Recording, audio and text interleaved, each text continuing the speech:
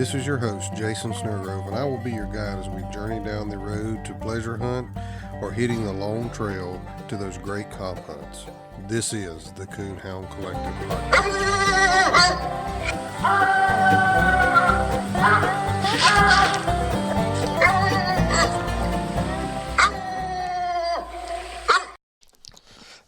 All right, we're back.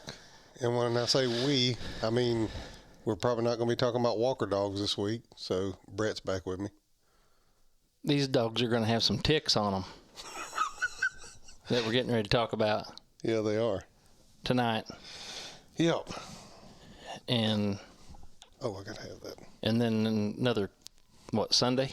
Yeah. Yeah, and then we got another. Them dogs got ticks on them, too. A good one Sunday. Yeah. A real good one. You just said the W word a minute ago, didn't you? But not the way it. I'm saying it different than the way it's spelled. Walkers. Walcurs. Walkers. Oh.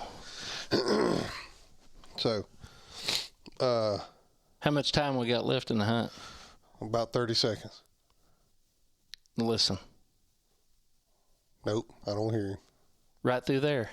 Listen, right through there. Nope. How much time now? About 20.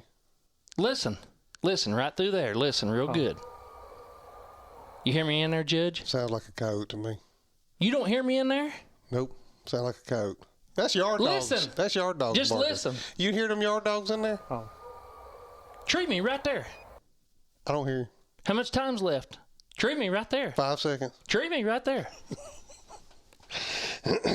Okay, he's back at it. So we got one Apple review that's come in that we need to read before we get going with this podcast. We got a good podcast going tonight.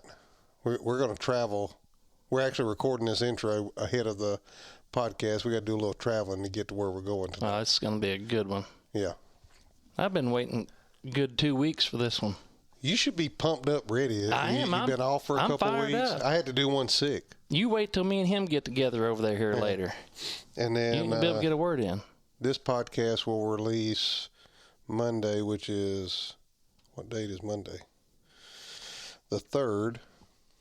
But then after this podcast, Sunday, we're going to do some traveling. And we're going to keep that hush-hush. It's going to be a surprise, but trust me, y'all are going to want to make sure whatever you listen to this podcast on, you're following so you get notification because you're going to want to hear this one. It'll get shared a bunch, too. Yeah. When we interview him. So read that Apple review right there. Oh, we got a good one here. Houndsman 94, great podcast. Seen the Coon Dog Cemetery episode on Facebook. Gave it a listen, then went straight to episode 1 and have been listening to it once I leave the house until I get back home. Love the show, and listening to it got me to start working on starting to comp hunt. That's great. That's what we like to hear. We want to inspire people to get out and get back into coon hunting if you've been out of it, and whether it's pleasure hunting, comp hunting, whatever. Yeah, big shout out to Houndsman 94. Yeah, we appreciate it. Appreciate it. Yeah. Is there any more there? No, I've already read the other one. Oh, you read? Oh, well, here's the other one. Okay. Oliver Anthony. He says it's a shame what this world's gotten to, but this podcast makes it all better for him. Oh my God. Well, I might have been joking on that one. Oh my goodness. Yeah, that might have been a joke, but yeah. I'd say if he listened to it, that's what he'd say, though. Probably right. Mm-hmm. He'd probably like it if he heard it. Yeah. Especially with my co-host. He might not like all the ones I've done by myself. Yeah. Hey, I got a brand new pair of overalls. Were you looking? You are looking. I am GQ tonight. You are.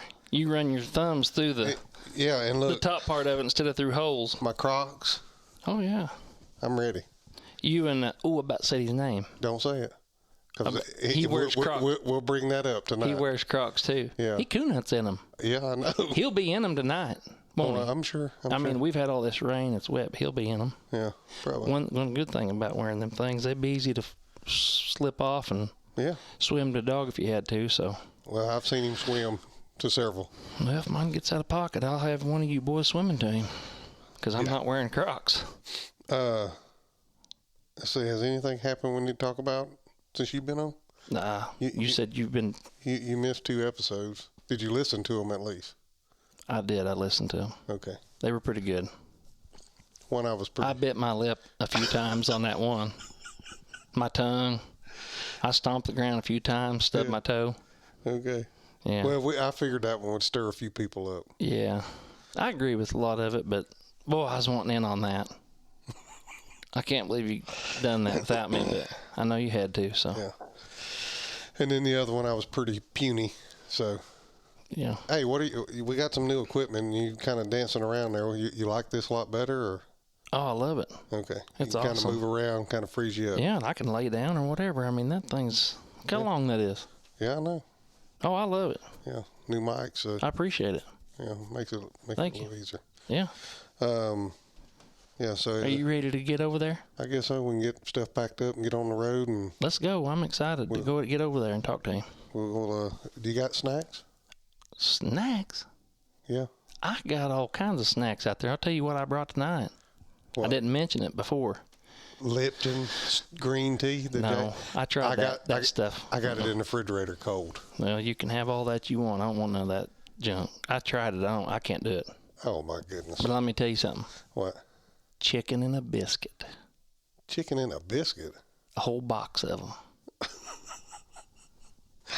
Okay.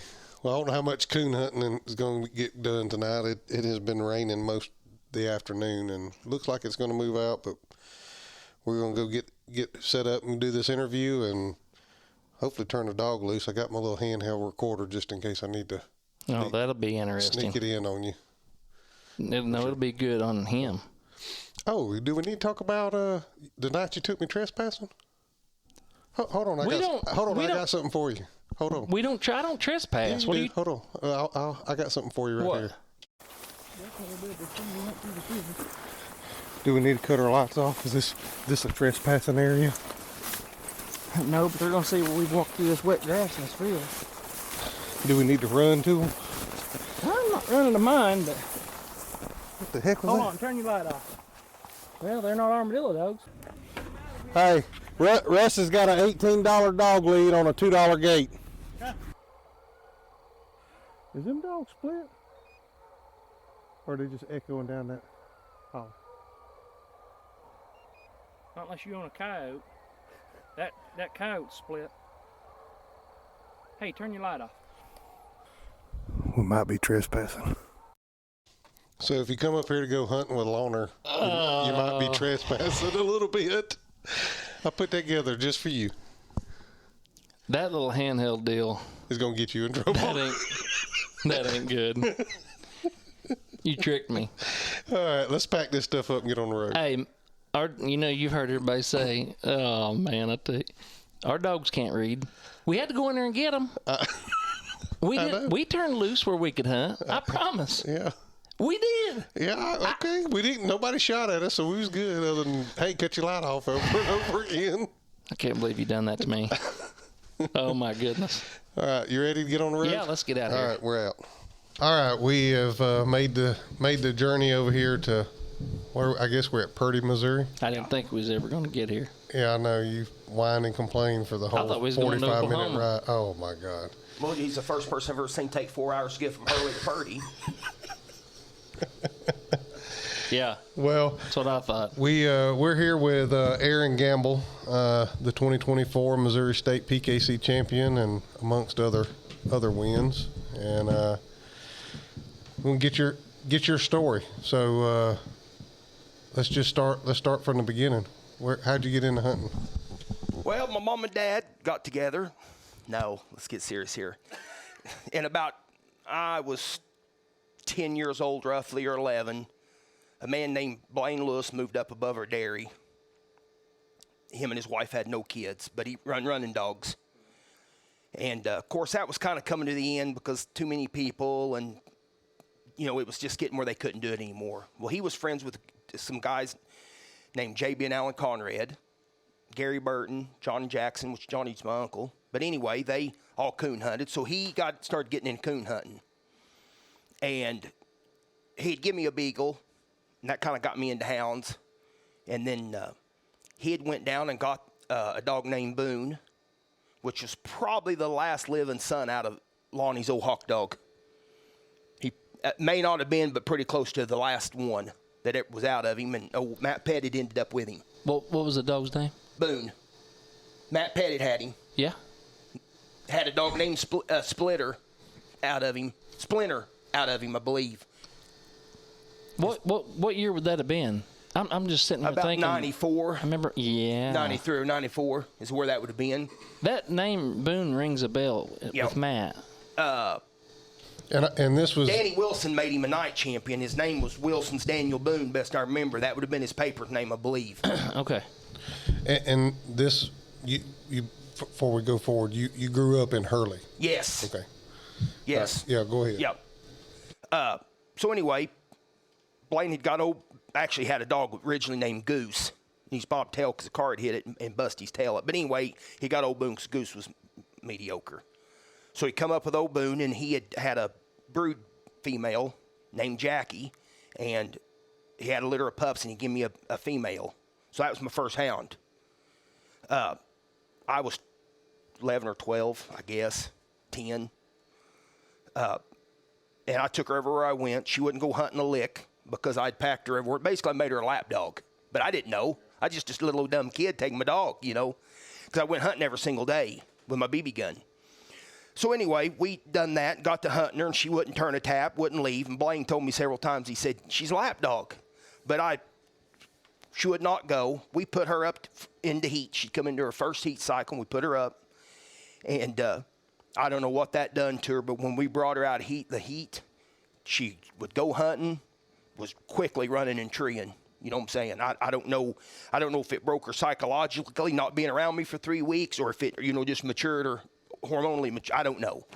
I just know she just all of a sudden started hunting immediately after that. And I hunted her for 2 or 3 years, and she was a big going female. Matter of fact, her dad was a big going dog. He was a good as hound as I ever been in the woods with. But she was a big going hound, and I turned her loose in about 1995, and she's still going to this day. You ain't never found her? Never found her. That's how big of a hunting dog she was. Of course, I didn't have no tracking system. I didn't have enough money to buy gas, let alone a tracking system. So, but yeah, that was probably 94, 95. I turned her loose on Harold Doolin's over there on a place above the river, James River. And like I said, she's still going as far as I know. So anyway, I'd had a walker dog or two in there. That was kind of when I was retarded and hadn't hit puberty yet and kind of grew up. Oh, boy, he's going to start saying the W words. Yeah. So I thought we was getting ticked up over here. But I got to at least tell that part of my story. Okay. But I had actually had Dad had bought me an old dog named Joe, and they'd road hunted him. He come from Chadwick over there somewhere. But he was a nice old hound. And then Danny Wilson had a dog named Spot, which was out of his old night champion dog, Speck. That was Danny's first night champion. But Speck and them went back to Finley River Nighthawk, if you guys remember Finley River Nighthawk and them. But he went back to them, if you remember that. Junior Lassiter's? Not Table No. Rock Flying No, that's Hawk. Flying Hawk. That's Table Rock Flying Hawk. This was Finley River Nighthawk. Oh, so Lonnie Mears stuff? I'm guessing. I don't know. All I know is this Finley River, and then it also had Spring Creek TG and Dummy in his pedigree. Matter of fact, I still got the pedigree in there in my albums, and which is I'm probably very few people that's actually still got pedigrees that says Spring Creek, in them. But anyway, I got rid of him, and then I think that's the last walker I ever owned. That's like I said, I hit puberty and kind of grew up and got out of that nonsense. So anyway, I had a few dogs that were, and I comp hunted a little bit. Our comp hunt consisted of going to a few hunts, and that was it. Nobody was serious. Half the guys, very few people had even had a grand night. Mark Wallace had a grand night bitch, and shoot, at that time, around Hurley, that's about the one I can remember that actually made one a grand night. Of course, that's back when there was a lot more hunters, and you had to have your 5 first place, high scoring, not like it is now. So the moral story is we just hunted, mainly, and then just comp hunted a little bit. So I fiddled around there and had a dog or two. And of course, everybody said when I got 16, I'd quit coon hunting. Well, that was a lie because I never did quit. So anyway, about 1998, of course, I just got out of high school and was actually married just a few months after getting out of school. And a guy by the name of Coy Cole, he lived at Republic. He had been going with Earl Essery hunting. And Coy was a walker dog man. He had a dog he'd hunted a lot called Mohawk Captain Hook. He's right out of Naylor. I don't remember ever hunting with a dog, but I think he was a pretty good hound. But anyway, he had been going with Earl Essery, and Earl had a blue dog out of Dwayne Caulfield's dog and Snowden's old runt dog. And Caulfield had went down there and got 3 pups. I don't know why. If there was only 3, I don't know if they all died. I don't know. I just know there was 3 of them. A dog named Rogue, a female that Mark Maples ended up buying, and then the preacher dog. But anyway, Coy kept saying, Aaron, you need to go buy that dog off Earl. Of course, Earl was kind of a dog trader in a way. And he was paralyzed he got shot coon hunting in the back by a dope head. So he never did keep a dog long. Wait. He was like in at a tree and got shot? He went in and got his dog, and a dope head shot him in the back and paralyzed him. Was he trespassing? No. He'd done there 30 years. He had permission to be there, but no boys down there in the campers jacked out. Wow. And shot him. And then he laid down there and yelled. Now I've got to tell that story. He's down there yelling, and that old boy was the one that called the ambulance or whatever to come get him. The boy that shot him called the ambulance to come get him? Yeah. I think I'm telling the story exactly right. But anyway, he lived at Wheelerville. But anyway, he's had that young dog, and Coy had seen him split tree a few times. He's like 12 months old, and he kept saying, Aaron, you need to go buy him. Well, shoot, I was married. I didn't have enough money to buy food, let alone a stinking coon dog. Well, after about 2 months goes by, Coy finally says, I've talked myself into wanting to buy him.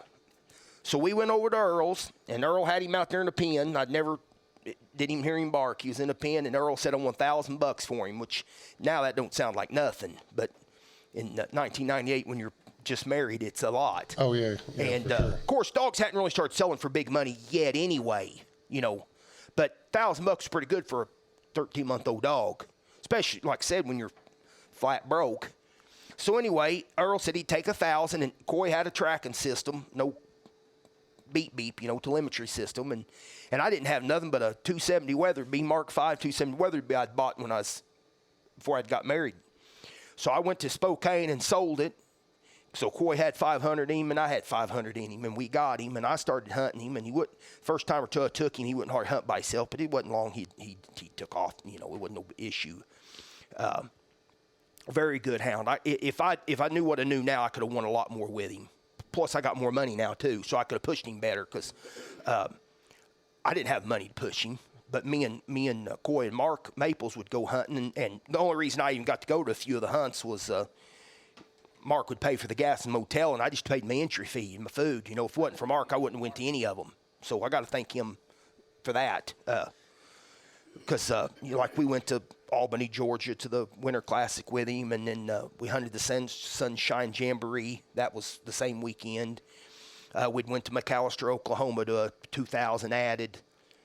I won some money down there with him, and then Nightlight used to have that 2,000 added money, and I got to go down there. Matter of fact, Gary Brown gave me the money to go, so I got to thank him too. But he gave me the entries were $60 a night, so he gave me like $120, and we was gonna split the winnings. That's how much faith he had in my dog. I don't know about me, but he did the dog apparently. So I went to a few of those bigger hunts, but it was due to them guys because there was no way I could have. There ain't no way I could have went by myself because, like I said. And this was the preacher dog. Yes, this would be my dog's. I'm hunting now's grandpa. So anyway, Albert McCullough, I'm kind of working up to present day. I was Grandin preacher, and actually the first hunt I put him in, I won first. The second hunt I lost. The third hunt I won first. And the fourth hunt I won fifth at Clinton. So in 4 hunts, I'd made him a night champion with 2 firsts and a fifth. So I thought I was, hot crap. So then I started making him at Grand. I won. I went to Greene County one night and made him. It's funny because when he was up there, Don Carver was making fun of me for hunting blue ticks We was at Greene County, Ash Grove, where you want to call it. But Don Carver made fun of me for hunting the blue tick, and I beat them all, won. And the very next night was Humansville, and I went up there, and I'll never forget, Mac McAllister asked Darrell Edgman, said, who won Greene County? And he said, that kid standing down there. So I felt pretty good. I thought I was, somebody. And I won Humansville that night, too. So I put 2 back-to-back on him right then. And then I can't remember all of them anymore, but the fifth one I know come from Chadwick, because I got the trophy in there on the wall. Because actually, I was just showing Brett Stevens that it would come from their club at Chadwick. We'd went down to Swan Lake, and I'd hunted with Swan Creek. Yeah, Swan Creek, south down there toward Forsyth. Yeah, you earned that one. Yeah, he's pretty rough hunting, but I drew. I'll think of the guy's name here in a minute, but he actually had a young dog named a dog out of Old Boone called Bo. And he was down there. He lived down there at Van Zant, and he does heating and cooling. Jamie Reese. Yeah. But he had a dog named Bo, and he was on the cast, and I can't remember who else. A Walker dog? Or No, a blue tick, he's that old Boone, that Boone dog I was talking about. The first blue tick good one I'd ever been with.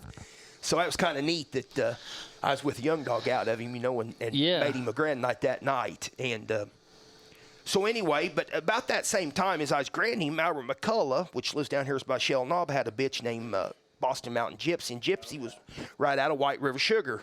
Of course, everybody knows Sugar. I remember hunting against Gypsy. Yeah. She was a good gyp. Yeah. The first time he bred her, he went down and bred the old Hornet. And that's where that fly female that Lonnie hunted. I don't know if she was good, but they say she was. Fly? Yeah. Yeah, she was. They say she was good. But that's where she come from, was that first cross off of Gypsy. I think she made the top 20 of the world, huh? I think she did, too. Mm-hmm. Well, the second time, me and him had been drawing each other a bunch, and he'd win, I'd win. It was back and forth as we was granding them. Matter of fact, 2 of them wins come from Blue Eye. Now, since I think about it, because I scored 750 down there, 750 or 725 twice down there at Blue Eye. Was you hunting chicken houses when you scored it? Was you around any of them chicken houses? Jeff McCullough, Albert's brother, guided me the first time, and we went into Arkansas, and I'm not sure, but I'm sure he was, because there was chicken houses. And the next time, I think Albert guided. Yeah. But I scored 825 both times and got 100 minus both times. So anyway, that's my 2 other wins that I put on in making my grand night. Now, since I've got telling stories. So anyway, Albert said, I think I'm going to breed your dog this time. Because like I said, we'd been winning, and he liked him. So he come up and brought Gypsy up, and we bred him, and that's where the White River Chief dog come from that Doyle Luchman studied for 4 or 5 years. Okay? That's where he come from. Doyle wanted him because he was close enough to his stuff, but was just far enough to breed back into that stuff that he had. So anyway, that's Doyle had ended up buying him, and my old dog was getting old, and I was hunting some, and then me and her bought a farm over here at Purdy.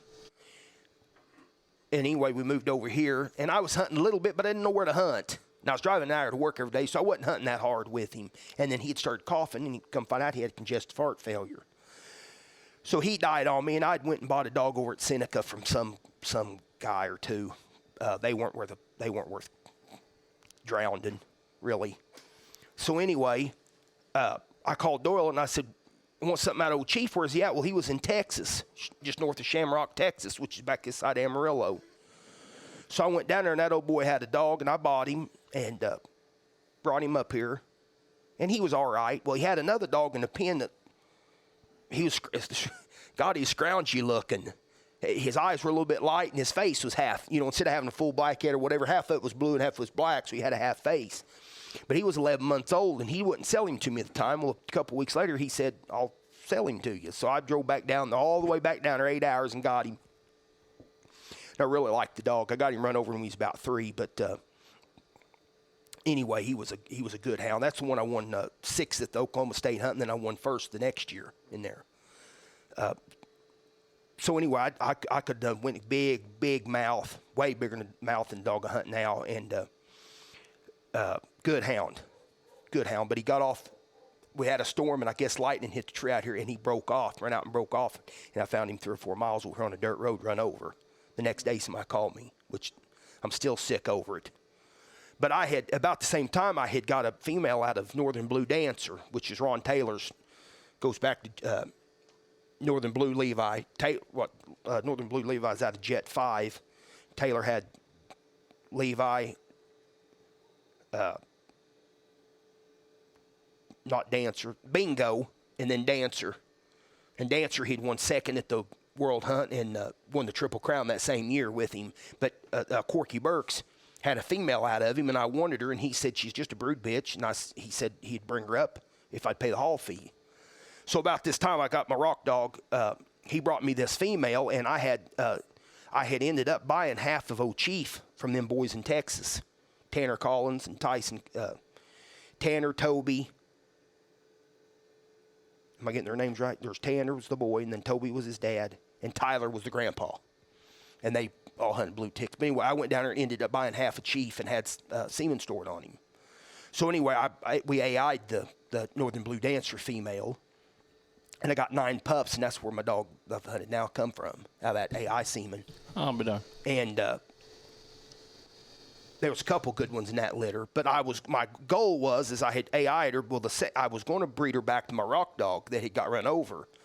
I was going to live breed them after she come back in heat. Well, she got run over, and wasn't long he got run. I had turned her loose out here. I felt sorry for her because she'd just been a brood bitch in a pen all her life, and I thought I'm going to let her. She's like 8.5. I thought I'm going to let her run loose, because I just felt sorry for her. But I thought as soon as she comes back in, I'm going to breed her to my rock dog, and then I can have a litter out of both. Anyway, she got run over, and wasn't a few weeks later, he busted loose in that storm and got run over. So that totally went out the door. So these pups started growing, and I had another male, and I had this male dog, Crush, and then there was a female. I don't know what happened to the rest. Oh, Albert McCullough did end up buying one, but I don't know if he ever did hunt him enough. I don't really know what happened to him, But I'd hang the coons up, like everybody does. I'd hang a coon up out here, and he would tree it, and I did tree it every breath. Well, the other dog, he wouldn't pay no attention to it. So I got rid of him to a guy. I ain't going to say his name, but I got rid of him to a guy, and shooting 2 weeks, that dog was running and treeing. So that just goes to show you, just because they ain't messing with a hang-up don't mean they ain't going to be a good hound. That's right. So anyway, that dog took off. Independent, lot of natural independence in him. Naturally, none of this having to. I ain't saying a man don't need to touch them up on, but what I'm saying is it ain't like some of these are just hell bent on backpacking and you know what I'm saying. But that dog was really nice. But the guy was, like I said, I'm gonna mention his name, but he loved him up, rubbed him down too much at the tree. This dog wanted a tree, but he would rub him down and pet him and hiss him, and it's like he wasn't doing the dog no favor. Well, the dog, I don't really think the dog got mean, but if a dog come in and was rough, he'd defend his tree. This guy would prefer him just to get up and leave, which is fine if that's what he likes. So he got rid of him. The dog ended up going to Doyle Uchman. Doyle called me within a couple weeks, asked me, he said, that guy loved that dog up a lot, didn't he? And I said, yeah. And I said, how can you tell? He said, I can tell that he's been messed with a lot of tree. And I said, yeah, he is. And I said, you like him? He said, yeah, I really like him. Well, I don't know, 6 months later, 5 months later, I can't remember, Doyle had actually got rid of him. I said, how come? He said he did start getting mean because I had a blue heeler. You know how blue heelers are. Was going down there and got to fighting through the fence with him. So he gave him to an old man that hunted by himself. And the old man, I guess, really liked him because he would tree a lot of coon. So that's dog went to wherever. And then I was hunting Crush. He was always been a good tree dog. Even he was a lot better when he was young. Of course, he's old now, but he's always been a good tree dog. And then, but I didn't think he was a comp dog. I didn't hunt him. I actually didn't hunt him until he was almost 5 in a comp hunt because I didn't think he could win. But I had a dual grand brother to him. I'd bred a few bitches too, and I didn't like any of them. And but I was training, taking them with him and just messing with them. And I went through I don't know how many, and finally I'm like, my God, hunt this stupid thing. Like, you can't replace him, but I thought, I still didn't think I could win with him. So I went down to Blue Eye to a BBCHA sectional, and they had an English sectional. As the first hunt I put him in, I won it. And I thought, well, maybe I can win with him a little bit. He had, on the dump, he got in there deep by himself, and other dogs had scratched out, and they ended up treeing a coon or two. But anyway, so I thought maybe he's a little better than I thought he was. So then I started getting serious with him, and then but I had to take about 6 months to a year to get him out of his bad habits, because if he when I was just hunting him, if he was gone 20 minutes, come in, I was fine with that. If he was gone an hour and come in, I was fine with that. If he done something, I was fine because I had no intent to do it. So he was just doing whatever he wanted to, basically. But once I realized, I think this goofbag can actually win, I thought, now I've got to spend some time to fix all this crap. So then it took me, I don't know, about a year, but it took me 6 or 8 months, to finally, teach him, you ain't coming to the truck. You ain't hunt for 20 minutes and coming to the pickup. You're going to hunt till I tell you to come to the truck. And so anyway, and it just kind of went from there. And then I finished him quick. I don't know how quick, but it was pretty quick. I granded him, and then of course I just quit then and went right into PKC. And then that's when I, really, and he just kept getting better and better, the more I'll properly train the dog instead of just hunting the dog, and then that's where I've done all my winning basically the last 4 years. Yeah, it was. I got a hold of PKC, and the list is from 2019 is the first hunt he was put in, March of 2019, and it's 2024, so roughly 5 years.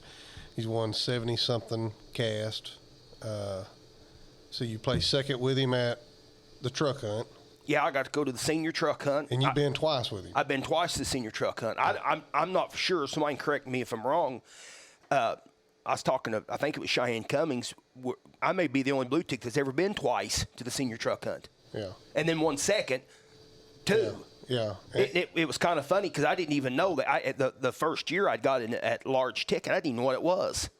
They just called me and said, you got in at large ticket. Well, hell, I had to call somebody and tell me what it was. And it was funny. I'll never forget Jennifer Cummings. She laughed and said, he'll go down. She laughed and said, he don't even know what it is, and he's going to go down there and end up winning it. Well, then I got in the Final Four, so then she was really tickled because it's like she may have been, ended up being right, so.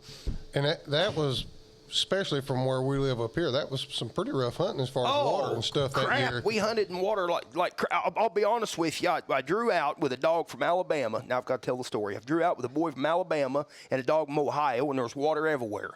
Everywhere. Some guys waded chest deep water, but now luckily we didn't get any of that. And I told them, go ahead.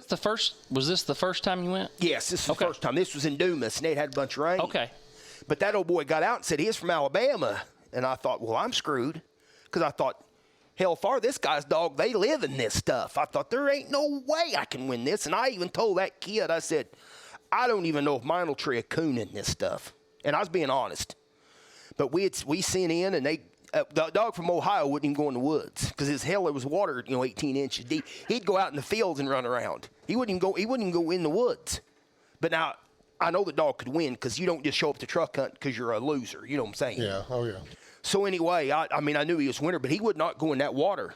So anyway, that guy's dog treated a slick, mine treated a den, and then we recut them, and mine treated a coon. And his was treated way through the country, but time we waded that water, the hunt was going to be over, so it didn't matter if he had a coon or not because he'd treat a slick tree. So there was like 18 minutes left. He said, I'm done. He said, there's no way. It'd be stupid trying to. Of course, our scores wasn't very big, guys, because shooting, we was split up 800-900 yards. Well, crap, the time you waded that water, it just took a long time. There was no way you was coming in with 700-900 points in a situation like that. It was impossible, unless you got in maybe some funny deal where you had a bunch of coon in one little old bitty section. But so I won that round by that old kid from Alabama. I'll never forget. He looked at me. He said, I think you lied to me about that dog. I said, no, I didn't. I said, no, I didn't. Because I said, I'll be honest, I'm surprised that I won. So anyway, we went in the second round, and we drove in there on I think it's the White River, and we drove over locks. I was pretty scared. Not scared, but you know what I'm saying, worried. We drove in there was locks for the boats to get them from we wasn't far from the White River Refuge, but so they could move boats back and forth. But that thing was up, from all the water, and we was hunting like a big, huge bowl. And anyway, we sent in, and Tedford, I'll think of her name here in a second. She got struck pretty quick, and we walked just a little ways in that water, and we stopped, and I could hear dog treating, and finally my brain clued in. It's like, stupid, that's your dog treat. So I just struck and treated him in one breath. And 2 dogs come and covered him. We go in there, he had a coon. We was in water foot deep or so. So we, that aggravates me. I can't think of that female's name. I'll think of it here in a second. But anyway, we went out there and recut them. Well, just as soon as we recut, it's kind of a crazy deal. As soon as we recut them, a walker dog just jumped in front of him and bowed up. And I thought, we're going to have a dog fight here 6 foot in front of us.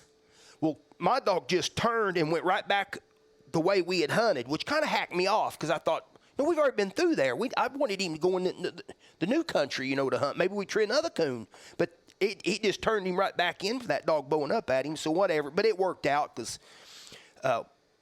Daisy, Unknown Daisy, that's her name. Unknown Daisy had took a strike minus, took another strike minus, so she was going to have to treat 2 or 3 coon to even beat me at that point. And we followed her a long ways, and she made a tree, and it was a den. And there at the very end, she treated another, I think it was another den. And so I got in.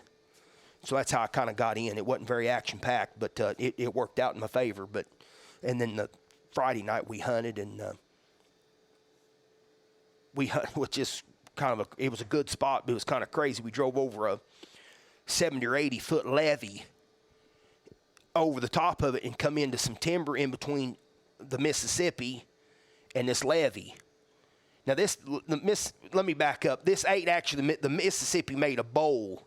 It's kind of hard to understand, but it made a big old bowl, and a river called Old River on the map come off one corner and went to the other, but it's still a Mississippi, however you sliced it. And this thing was rolling. And when we parked, me and Mike Stepp he went with me, and we got out. Literally, you could have kicked rocks into the river, and this thing's rolling. And I asked that old guy, I said, what in the hell happens if they get in the river? And he goes, we'll pick them up out of the Gulf of Mexico. And I thought, well, this is a hell of a spot to be turning loose. But whatever. So we cut, and it was good hunting, no water. In between that levee and the river, it was, had enough contour that there wasn't no swamp in there. So it was actually good hunting. So they treat some coon. Mine treat some coon. Like the last, I don't know if you've ever, if you did watch the play-by-play, like the last 30, 40 minutes, I never struck my dog. When I recut him, he went back, I'm going to say south, because the river should be flowing south, and he went down the river, crossed the road, and got in another part, and that's why he never was struck in that last 30 or 40 minutes. And I asked the guide, I said, can you treat coon over there? He said, yeah, but you're going to swim if he gets treated. It's deep water over there. He said, ain't like over here. So finally he come back across. Well, the hunt was basically over at that point. Plus, we had hunted a strip, 400 or 500 yards wide, maybe 600. But we had treed 2 and 3, 4 coon in here. Dogs were split treat. So it was kind of runt. You know what I'm saying? Yep. And then one dog had went back to a tree. We went and scored the dog that won. We went and scored it. We walked out of there, which I thought this will be good. Maybe give coons time to settle, Well, one of the dogs had went back and treed on a tree. So while we were gone, when we walked way out of there to the north and went to score that dog was treed the whole time right in the middle of that. So when we started coming back, my dog had come in there. Well, at that point, you probably wasn't going to treat no coons. The hunt was over. So I ended up winning second. I was proud. I mean, I still wish I'd have won a pickup because I'd been able to ever win a pickup. But winning second was, I'll say, I guess it was good enough. Yeah. So I thought it was a big deal. It might not have been a big deal to everybody, but I thought it was a big deal. But yeah, it was, because I don't know how many, somebody can correct me if I'm wrong, but there ain't been but 1 or 2 ever won second. And maybe none other than me. I don't know. I mean, I ain't went through the books, but it ain't very many, I can tell you that. Yeah, I guess I could have asked them whenever I called and got that list of wins. But I think there's 71 or 72 wins. There's only 2 wins in there, the truck hunt and the hunt you won this year, the Missouri PKC state champion, that, I mean, was paid more than what an open event would pay, per se. I mean, all the rest of them, I think his lifetime earnings was 10,000 something. Right at 11. Be close. Right at 11,000 or something. Yeah. And most of it's been at $35 yes. events. Yeah. Yeah, that's what a lot of people don't understand is I know there's dogs in the blue tick, or I don't care about a local water dogs too. That's won 20,000, but they've won 2 or 3 casts because they paid 2,500 or 6,500 to hunt. I've won 71, not counting all my UKC casts. Yeah. But I've won 71. But I won third at the I can't remember what year that was. That was 2 or 3 years ago. I won third at the state hunt. I drew Jed Finley. He's hunting that one out of Trader, won a bunch of money, but I won third that year. And I won $300 or $400 on him. and then the 2,000, and then the 3,300, and then a legacy hunt I'd won 100 at and won 100 here and there. But way over 4,000 of that has been won just on $35 hunts. Oh, yeah. Yeah, if you look at the list there's a lot of them that are just open event hunts. Yes. That he's won a bunch of them, for sure. And if my advice to anybody that wants to make a gold champion, just go pay the $2,500 and do it one night instead of doing it like me. Be a lot cheaper and a lot less headache. Oh, hell, just go pay the $2,500, you know. Way better off. But, you know, it is, I like PKC and I like the rules. I like the but it is a little deceptive because you'll see a gold champion and you'll find out, well, they've been to 2 hunts. Yeah. And they made a gold and then you look at somebody like me, and I can name more than just me. I can name several guys. J.B. Jones is another one, that old Kate female. I think she's maybe a gold champion, and he done a majority of that on small hunts. But it's a little deceiving because you can take it however you want. A dog that's won 2 casts versus a dog that's won 71 is, I'm sorry, there's a little difference there. Yeah. Oh, yeah. You know, any dog can go get lucky and win 1 cast. Yeah. Yeah, for sure. Yeah. So go ahead and tell us about, and then we'll move on. But go ahead and tell us about your state hunt this year. Okay. Well, of course, I was in the top. I've been the top 16 4 years? Probably since 19, I'd say. Yeah, 20. 29, 20. You know, I'd been in the top 16 every year. So anyway, of course, I went to Coal Camp. The first round, we drew. I drew a dog named Cross. Shable, I think, was his name. And then Dennis Thornhill. Was it Dustin James's cross dog, or?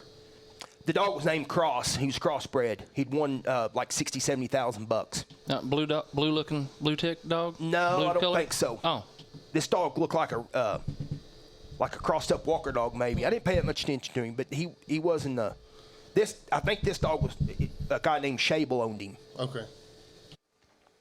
I believe, and I could be wrong on that, but him and Dennis Thornhill and a guy named Burns, and not Robert Burns. This guy lives down by Chris Freinerberger, down in Dixon area. Burns was his name. That's all I know. Of course, we drew out of Coal Camp. That old man Zimmerman up there, anybody's been at Coal Camp will know who the old man Zimmerman is, because he's the best guide there is, because he's got the coon. So anyway,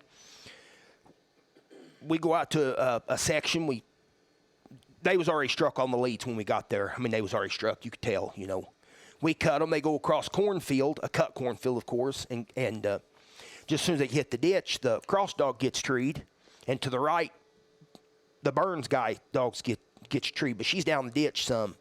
Mine and Thornhill's dogs deeper in there trailing, so we go down to the cross dog, and he's got a legit big den tree. Well, about at the same time, Thornhill's dog had come into the Walker bitch down below us. Mine hadn't. He was on in there deeper, and we went down there and scored that tree, and we circled it, but I'd say it was probably nothing in it, but that's irrelevant. Mine had, by that time, the cross dog was restruck, and mine was struck deeper, and we step out there in that field, they'd shut up. My dog come to me. I'm guessing coyotes, because I'm sure there wasn't no hot wires in there. But I'm guessing he probably got around a coyote, because he come to me, come slinking in scared. And I thought, this ain't very good here, but whatever. Well, the cross dog, the 6 minutes catches him, and they recut their dogs, and he goes on hunting. And we go out to a little old branch. It's, I believe, facing north, and the cross dog's treed. Well, he's treed, so I tree him. We go in there, and the cross dog has a coon. He's about 150 yards from him. He's got a coon. So we get him recut. Dennis Thornhill's dog gets treed, and the Walker bitch gets treed behind him. Well, the cross dog covers the Walker bitch. So mine, which I thought he'd really shafted my hind end there, because he had went south. And I thought, good, go get where I can't handle you no more, you know, because he's pretty good at doing that to me sometimes. So anyway, we was on a pretty steep hillside, listening to dogs trail, and mine went out across a bunch of open fields and was almost a JJ highway. It's just a two-lane, you know, just two-lane road out there. And I almost withdrew. I thought, this is silly. I'm wasting my time standing here on this side of this mountain, you know. It wasn't long, I thought I could hear him. And I said, Judge, come here. And I said, can you hear him? But about that time, I never did hear him again. So the cross dog gets treed down the creek, and we come off the side of that mountain, get out in that bottom, and I stopped just for a second. Well, heck, I could just hear him playing this all get out treed. He was a mile from us. And I said, Judge. I said, listen. You hear me in there, Judge? Well, yeah. I said, Judge, can you hear me? And he goes, no, we're going to score this dog. And I thought, whatever. So he said, I ain't taking your call. I said, I'm not treeing him. I want you to stop a second so I can tree him. He said, we're going to score this dog. So we go across the creek. We're scoring this cross dog, and he's got a tree lays up against a bluff. So I knew he didn't have no coon most likely, because I knew what happened. And I'm not faulting the dog. Any dog would have treed there. There ain't no doubt the coon went up over that rock bluff. So me and the judge is standing about 3 or 4 foot in front of me, and that dog shuts up for just a second, and I can hear him treeing at 1.3 miles up there next to the highway. And I said, Judge, you hear him? And he goes, no. And I said, listen. Wasn't just a second, you heard him playing his day. And I said, you hear him? He goes, yeah. And I said, tree him. And he goes, how far is he? And I said, 1.3. You could tell. He's like, what? And I said, he's 1.3. And he said, really? Or are you, how far is he? You know? And I said, he's 1.3. So we come off that tree. Now we got to go. Their dogs, him and Dennis Thornhill's dogs, a long ways to the north. And then mine's 1.3 behind us. So we go to heading to him. The cross dog, he gets him recut. And, of course, he was smart. He cut him the way my dog was. That way, if he got treed, we could hear him, you know. Well, he peels over and gets treed real quick to the right of us. And the judge said, you care if we score him real quick? Because there was like 14 minutes left. And he said, if he's got a coon, you can't win. And there ain't no reason us walking 1.3 miles to yours if this dog's got a coon. So I said, that's fine. So we scored him about 7 minutes on his shine time. I said, I'm going to my dog. He'd been treated a long time. I said, I'm going to go to him if you don't care. And they said, go on. So I went on. He didn't have no coon.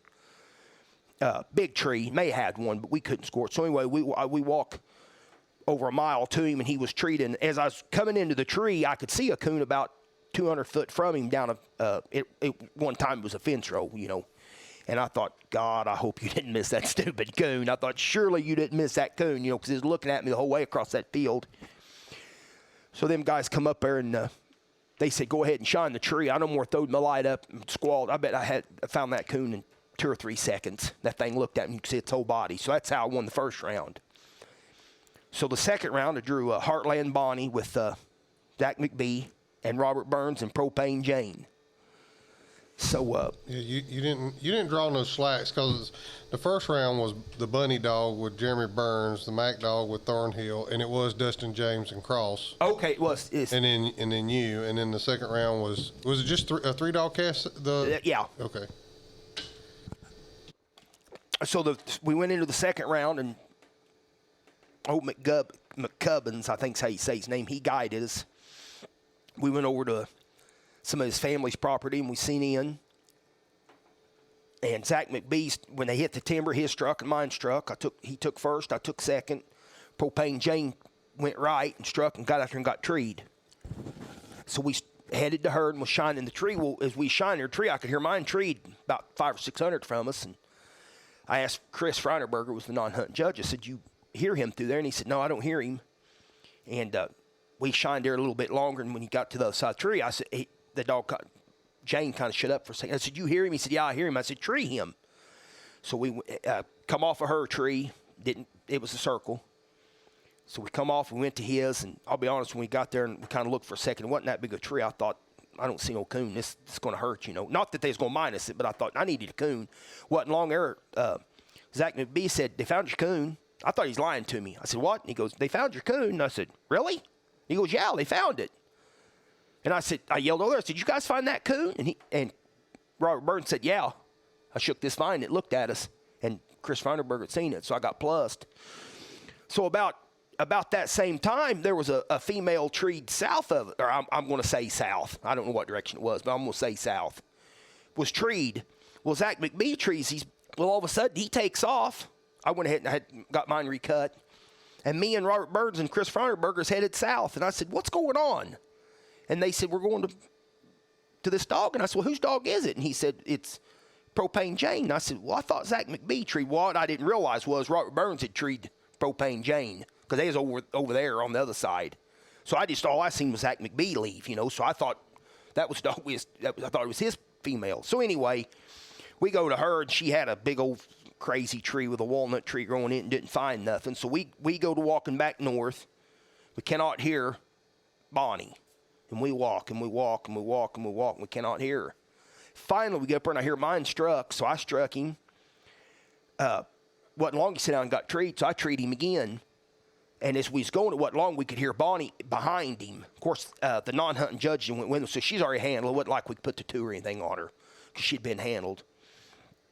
So anyway, about that time, Propane Jane gets treed up on the hill above us, to our left. So Robert trees her, and you could hear Bonnie way, way on through there. And I thought, man, this is great. There's like 40 minutes left to hunt. I thought, if I've got a coon, time he goes scores her, time he comes back and scores me, and then we score Burns, the hunt's doing him near over. Well, what I didn't realize, once we crossed the creek, shoot, she wasn't 250 yards past us. I guess I didn't go up there, but I guess she was tucked in a holler or something. Well, I thought, this ain't going to take no time. So it wasn't just a second. Here they come back. So I thought, well, they've had a coon, or it's Slick, one of the two. Of course, she had a coon. And mine was treated in a great big old tree, shoot, probably 2 foot in diameter, big old, big oak tree. Feinerberger said, go ahead and shine, and I no more put my light up. I didn't shine 1 second, I bet. And I said, here it is.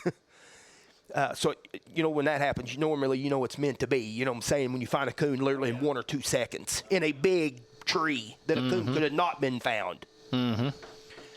So we go up to Propane Jane. She's got a coon. So I'm setting with Bonnie's setting with first strike, first tree. I had second strike, first tree, and then I had first tree, second strike. So I had, 3 1/4, and he had 225, and then Propane Jane had 150. I got to keep my scores right because they've changed that to 125, and I sometimes forget that. But she had 150. So McGovern's, the guide, said, probably need to get out of here. And we said, nope, we're turning loose. So we just walked down there and sent them right off the hill, right back to that creek where we was at. Mine and Propane Jane went to the right, out to our right, got in behind us. Well, she struck. He struck her. Bonnie struck right down here in front of us. Mine never did say a word, but he come behind us and come out to my left, going on in there. Man, it wasn't long. Bonnie sat down and got treed down there. And I thought, oh, this is going to hurt. Because she's got a coon. The hunt was getting close to being over. So anyway, we go down. As we head down the hill, we got closer and closer. And I said, she's treed right about where mine was at. And he goes, she's pretty close. We get down there, and I said, it's the same tree. And he goes, what? And I said, that's a tree we just scored. And he goes, is it? And I said, yes. I said, that's the tree I just pulled my blue dog off of. And Chris Freinerberger, I heard him say something like, let me look. And he looked at it just a second. He said, yeah, that's a tree we just pulled the blue dog off of. So I don't know. But now she trailed into that tree. She didn't just run down here and get treed. She trailed to it. But now, it wasn't one of them deals where it was out in an open field. I've heard of stories like that where, like a lone, this was a forest of trees. So anyway, I don't know.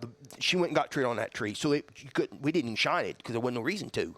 When we get back up, Propane Jane was treed right beside a stacking shed because there was broiler houses, chicken houses, broilers. And I thought, this is going to hurt too because they throw them dead chickens in there and them coons just go nuts eating them. And I thought, she'll have a coon. We went up there and it was a big old bush. Not a bush. It was a tree, but just a big bushy tree, and we never did find the coon. And just about 2 or 3 minutes left in the hunt, I heard him strike about 800 or 900 yards deep up the creek, and I struck him, but then the hunt was over, and that was that. And that's how I won the state championship, which I don't know how many blue ticks have won the state championship, but I can guarantee it ain't very many either. Yeah, well, you don't draw any slouches up there for sure. Not around here. Mm-mm. No, there was world champions there and everything. Yeah, Stogie was there. Yeah. Yeah. Now, the 12 dogs was there was big winners. This wasn't just some... Yeah. Well, the cross dog just won the... swag hunt. Pro sport, yeah, the deal. $50,000 hunt. And, what he told me. Yeah. Yeah, so... and Propane Jane had just won a truck. She probably had won 50 or 60,000. I don't know what Heartland Bonnie's won, but they told me it was probably 50 or 60, 70,000. Yeah, I don't know, but a bunch. And then the cross dog guy told me he'd just won 50,000 and whatever else he'd won. Yeah. And then, like I said, you throw Stogie in there, it's won 70 or 80,000. There was all the dogs there that I know of was had won a lot of money, was big winners. Yeah, yeah. And me and Brett's talked about this before. I've drawn Jane several times, and she's a coon dog. Propane Jane? Yeah. Oh, yeah. Yeah, she's a nice dog. And she's action-packed, too. Oh, yeah. Yeah. Yeah, I think Burns has to run her by side every day to keep her calm down.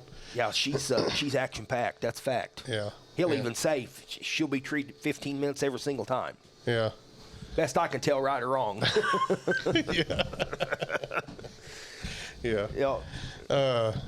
Well, let's hear some crush stories. I know of one right here behind your house that happened one night where, what you got? Well, wait a minute.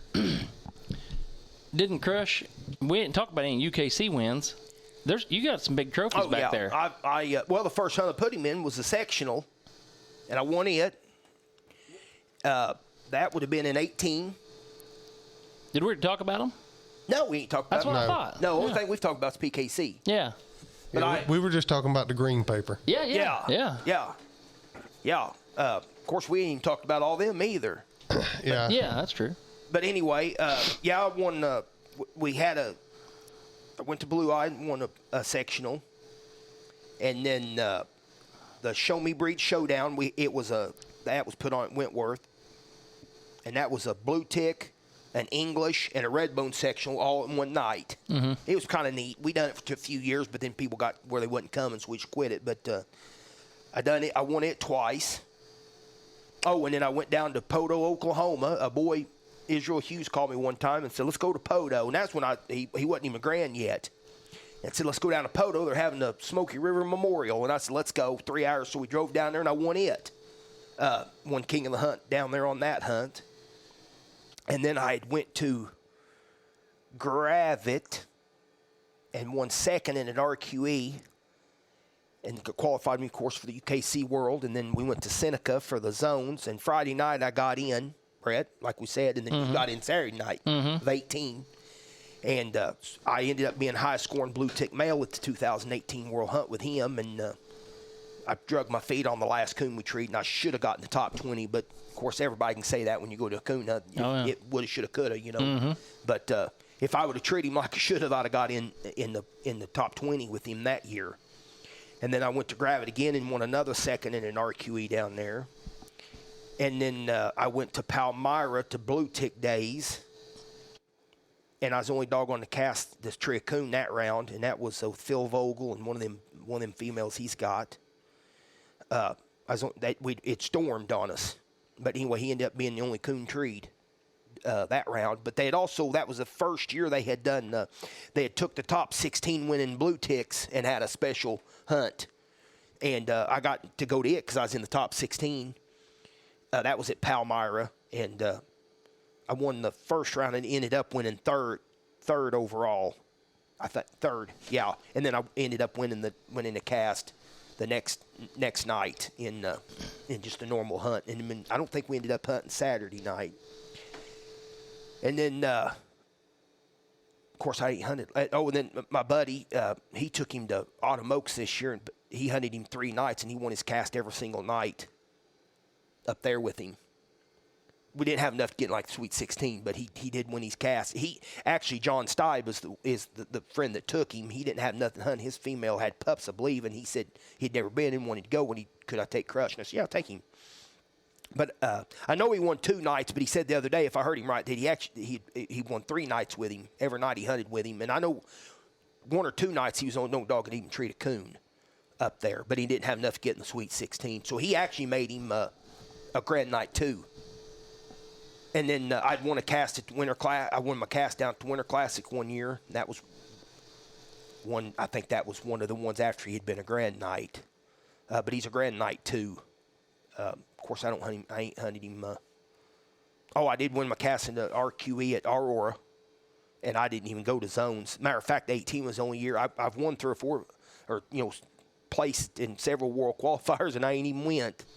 I don't know why. That one year in 18 is the only year that I actually even went to. I think that's the only year I even went to the zones. But then I got to hunt PKC so much, that's all I've hunted. Mm-hmm. The tournament champions, what was retarded. I'll tell you how retarded I am. Last year, John won like 3 with him, and I had the guy to cast out of Wentworth and won a cast with him. Oh, it needed like one more cast win to qualify the tournament champions, and I was so unmotivated didn't even do that. So anyway. Either way, he's done a lot of winning. I've done a lot of winning with him. I really have, and I've beat a lot of good dogs with him. And he ain't perfect by any means, but he suits me. And I'm pretty high. Of course, anybody that knows me knows I'm high strung, and it takes a certain dog to suit me. Yeah. And I've hunted with a lot of good dogs, and I know what a good hound is. But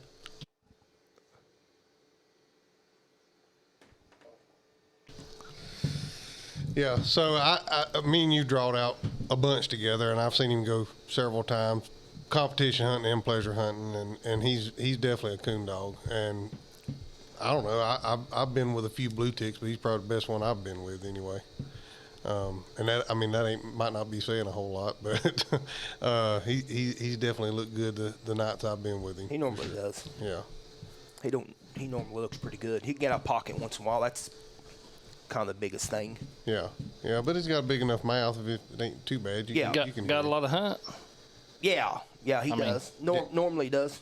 Yeah, I guess this was the first. Was it the first PKC hunt we had at Aurora? It was me, you, and hunted in the snow. And Andrew, and it was sleet and snowing, and my female went in and just slammed the coon right out of the truck. And I thought, I got this in the bag. I've won this cast. Yeah, I did too. I thought there's no way to beat him. I mean, I thought the chance of treeing another coon in that crap was. Yeah, and he slips over there deep in there, and I'm begging her to go cover him. Yeah. And he gets treed, and I'm thinking, just please get there before time's up. Let me get a quarter of this at least.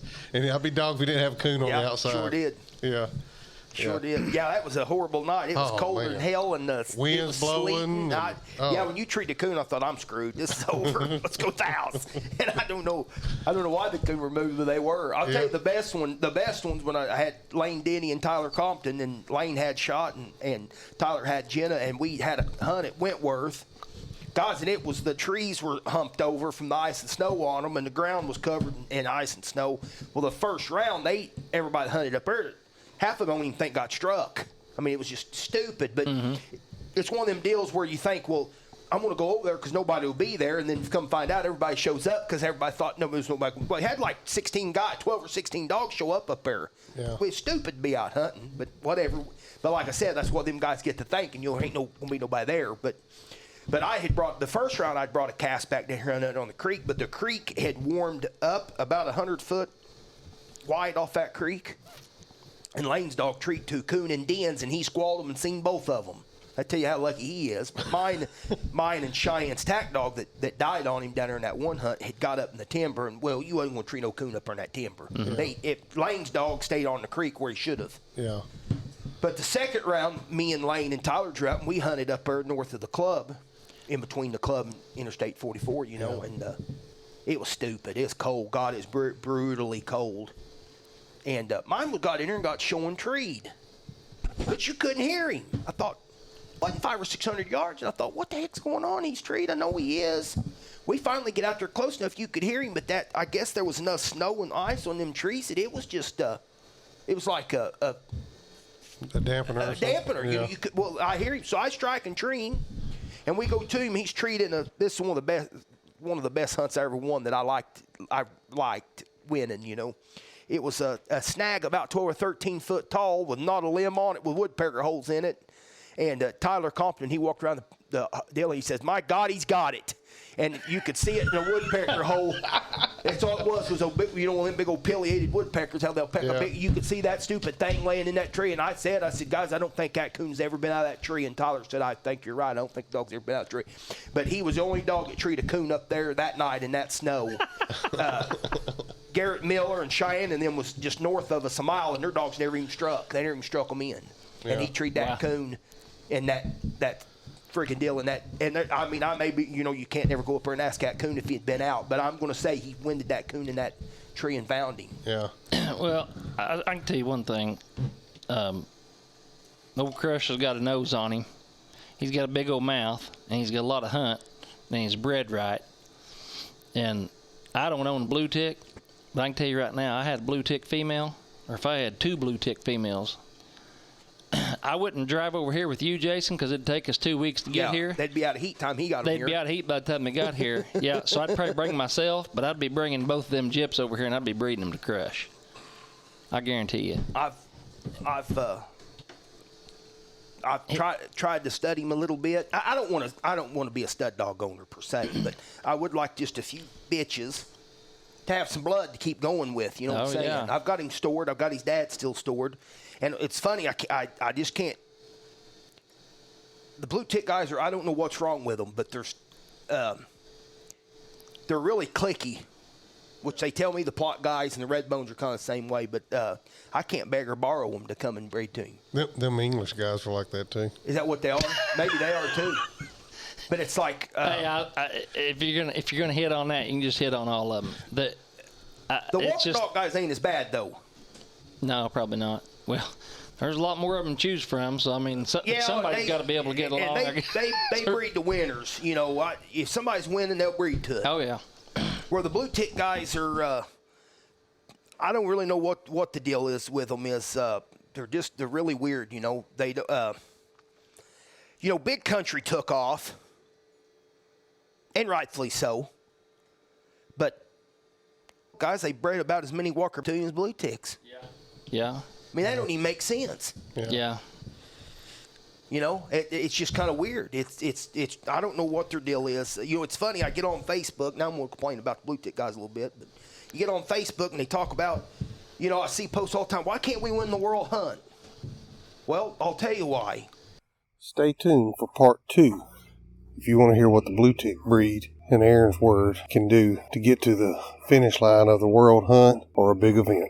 Thanks, guys, for listening to the Coonhound Collective podcast today. We really appreciate you taking your time out of your day to listen to the podcast. If you don't mind, head over to Facebook and give us a like, and head over to Instagram and give us a follow. It's both at the Coonhound Collective. Also, if you would like to reach us here at the Coonhound Collective, you can reach us at thecoonhoundcollective@gmail.com. If there's someone that you would like to hear on the podcast or a product that you would like to hear talked about, please send it to thecoonhoundcollective@gmail.com. Thanks again. Have a great day.